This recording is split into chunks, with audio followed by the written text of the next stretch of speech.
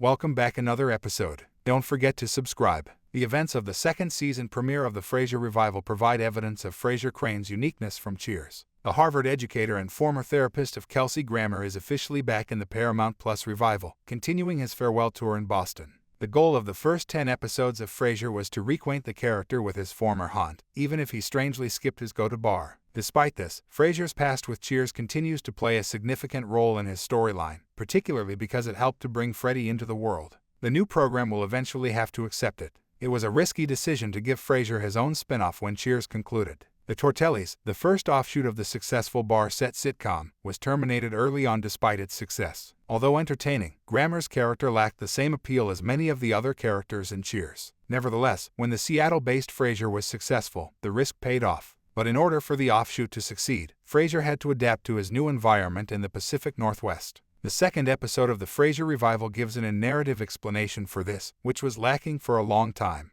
In Cheers, Frasier was more grounded than in his spin-off based in Seattle. After a protracted career as a prosperous TV personality in Chicago, Grammer's character in the Frasier revival is wealthier than ever. He stood out in Cheers because he has always valued elegance and the better things in life. Frasier was free to completely embrace his aristocratic tendencies after returning to Seattle to launch his own spin-off. Although he wasn't as good as his brother Niles, the two shared a similar taste in music. He attended galas and fundraisers, drank sherry and port, and did things he hardly did in Cheers. Frasier's increased fortune in the revival was predetermined from the beginning. To make sure he could stay near to Freddie, he bought the building rather than just obtaining an apartment. Now that he is financially independent, he accepts a position as a guest professor at Harvard. Even so, Frasier seems a lot more grounded upon his return to Boston. He never went to a pub or coffee shop in Seattle, but he hangs out there today. In addition, he seldom ever goes to social events. Instead, he spends a lot of time with Eve and Tiny, two blue-collar workers. All in all, it seems like Frasier's return to Boston makes him into the Cheers character he used to be. The second episode of Frasier, Ham, does a good job at explaining why. In the episode, he celebrates his friendship with Alan Cornwall by purchasing an incredibly costly ham. But a set of circumstances compels him to stop relishing the opulent experience. Eve begins by pointing out how absurd it is for Frasier to spend so much money on a ham when she herself cannot even afford a decent vacation.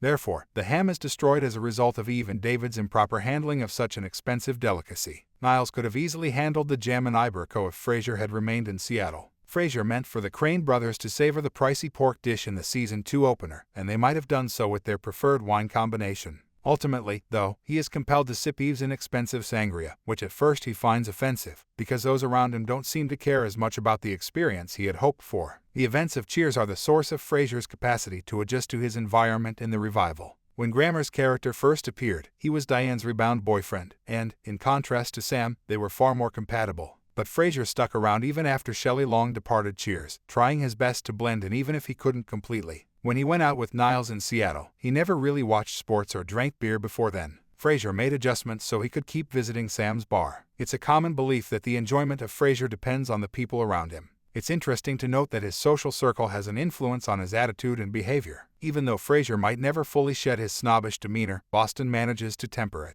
It occurred in Cheers once, and it's happening now as he makes his way through the last act of the Frasier revival. For more videos, subscribe.